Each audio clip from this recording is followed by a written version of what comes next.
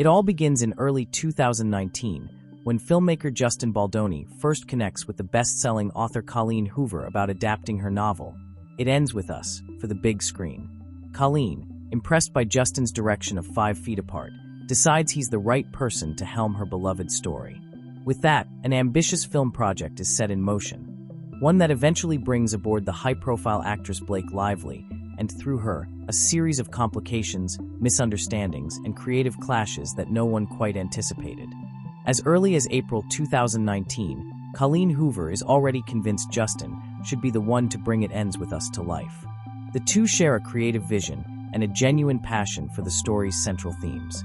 The production team, led by Justin's Wayfarer Studios, forges a deal with Sony, stipulating that 1% of the film's proceeds will be donated to support survivors of domestic abuse. In particular, they plan to partner with the No More organization, which aligns perfectly with the novel's message and the team's broader mission. All signs point to a socially conscious film poised to resonate with fans of the book. Behind the scenes, Justin is eager to craft a sensitive, heartfelt adaptation. When Blake Lively comes on board, the project gains star power but also becomes subject to unexpected pressures. Fast forward to January 22, 2023.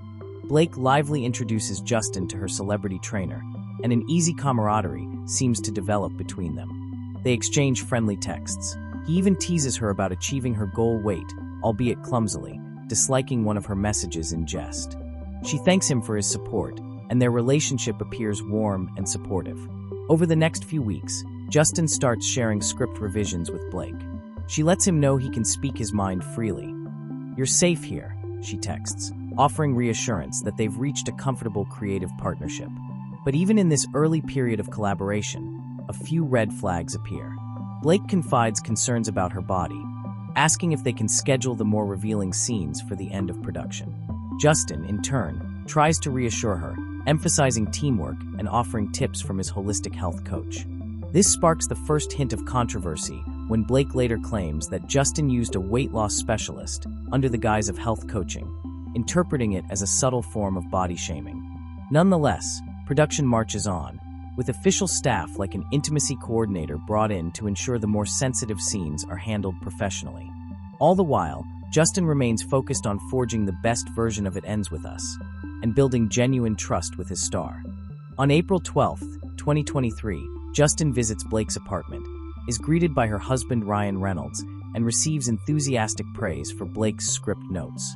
By sheer coincidence, or perhaps star-studded design, Taylor Swift, a close friend of the couple, makes a surprise entrance and also applauds Blake's rewrites. At this moment, it feels like a dream team is forming around the film, with big names rallying to support the adaptation. Behind the scenes, though, tension simmers. Justin tries to remain diplomatic about script changes. He values Blake's input, but wants to respect the original scriptwriter. Meanwhile, a looming question persists about how to handle the film's more intimate or physical sequences, and how comfortable Blake really feels in the role. By late April 2023, production is ramping up. Justin and Blake have rehearsed a scene in which his character, Ryle, must lift her character, Lily, in a dramatic moment. Concerned about his chronic back injuries, Justin asks his trainer, who happens to be a friend of Blake's, for her approximate weight to prepare physically. When Ryan Reynolds catches wind of Justin's inquiry, he becomes furious. In a tense, confrontational meeting at Blake and Ryan's penthouse on April 25, 2023, Ryan accuses Justin of fat-shaming his wife. Despite Justin's repeated apologies and explanations that the question was purely safety-related, Ryan demands the entire lift scene be cut, a scene that, from Justin's perspective, was creatively vital.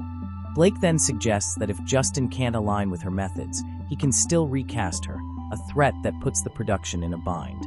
Millions of dollars and weeks of filming are already on the line, making it impossible to replace the lead now. Even as production soldiers on, new problems arise. Blake's vision for her character's wardrobe leads to a ballooning budget, a point of stress for producers and Sony executives alike. On the first day of filming, paparazzi photos of Blake's costumes leak online, and the resulting public criticism fuels further tension within the studio. Justin, attempting to keep the production afloat, privately meets with Blake about adjusting her wardrobe choices. During a conversation in her makeup trailer, she later alleges Justin walked in on her while she was partially undressed, something he firmly disputes. Everyone on the production side claims she was neither topless nor placed in a compromising situation. The differing perspectives only deepen the distrust. The WGA strike hits on May 2nd, 2023, soon followed by the SAG-AFTRA strike, causing massive delays across Hollywood. While these strikes affect most productions, the tensions on set for It Ends With Us only intensify. Despite the backstage drama, text exchanges between Blake and Justin at times remain playful. She refers to wanting her character to look much sexier, and they continue to share jokes. Meanwhile, she's actively revising the script on a near-daily basis. Justin attempts to strike a balance between encouraging her creativity and preserving the script's integrity. Producers grow uneasy that her persistent rewrites, sometimes involving last-minute changes, will disrupt shooting schedules. By late 2023, once the strike finally ends, the team is eager to resume. But before returning to set, Blake and her lawyer send an email with 17 new demands, effectively taking the production hostage unless they're met. Production is postponed again. A critical meeting takes place on January 4th, 2024, when Justin, producers, and a Sony executive go to Blake and Ryan's apartment. With tensions at an all-time high, Ryan aggressively insists on apologies for a list of perceived wrongs. Justin refuses to apologize for things he hasn't done, leading to another fraught departure and leaving everyone rattled about the film's future. In March 2024, Blake joins Justin and the editors, providing extensive notes that Justin diligently incorporates, though not always agreeing. When the final trailer is released in May 2024, it stirs excitement among fans, but the power struggle behind the scenes hasn't gone away. The film undergoes test screenings in late May. Justin's version scores a high approval rating, 94%, while Blake's cut lands at 82%. Despite the clear preference for Justin's version, Blake refuses to promote it, further straining the team's morale. She even brings on a new composer without consulting Justin or fully coordinating with the studio. By June 2024, the friction has eroded much of the trust and collaboration that once fueled the production. Justin and Wayfarer Studios, for their part, feel sidelined, worried that the film's original essence, and the cause it was meant to champion, has become secondary to personal grievances and power plays. What began as a promising adaptation of a beloved novel, powered by a strong cast, a socially conscious mission, and a passionate director, has been overshadowed by interpersonal drama. Justin Baldoni's vision for It Ends With Us collided with Blake Lively's creative interventions and Ryan Reynolds' forceful defense of his wife. Allegations of body shaming, budgetary overreach, and script meddling turned a film aimed at addressing domestic abuse into a battle of egos and creative control. By July 1st, 2024, the internal struggle for creative control of It Ends With Us reached a boiling point.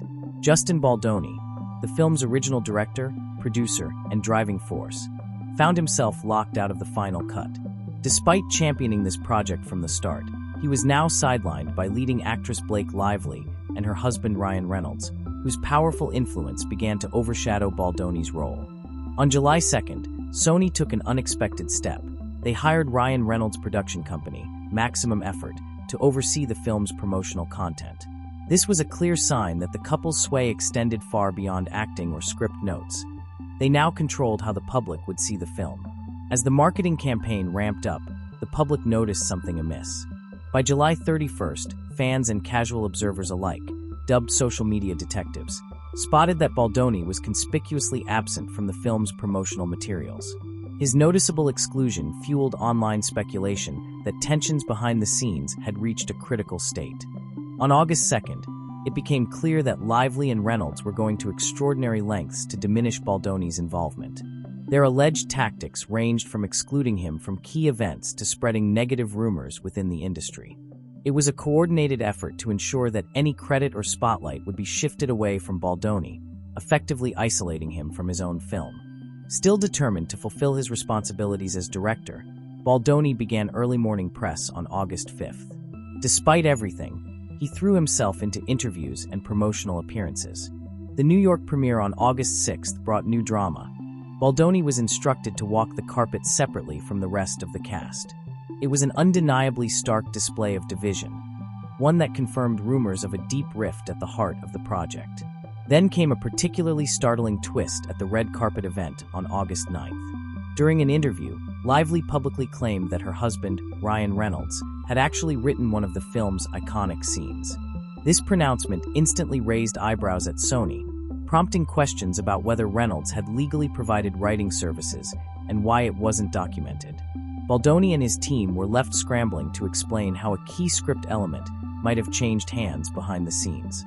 As the film faced its release, negative press began piling up. On August 20th, cultural commentator Arwa Madawi penned a scathing piece criticizing the apparent commercialization of a story centered on domestic violence.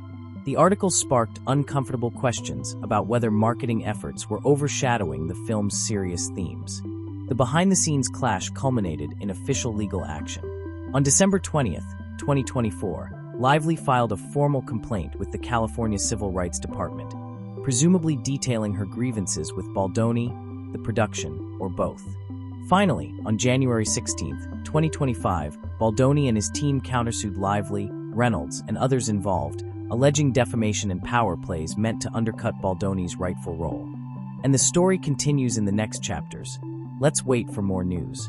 See you later.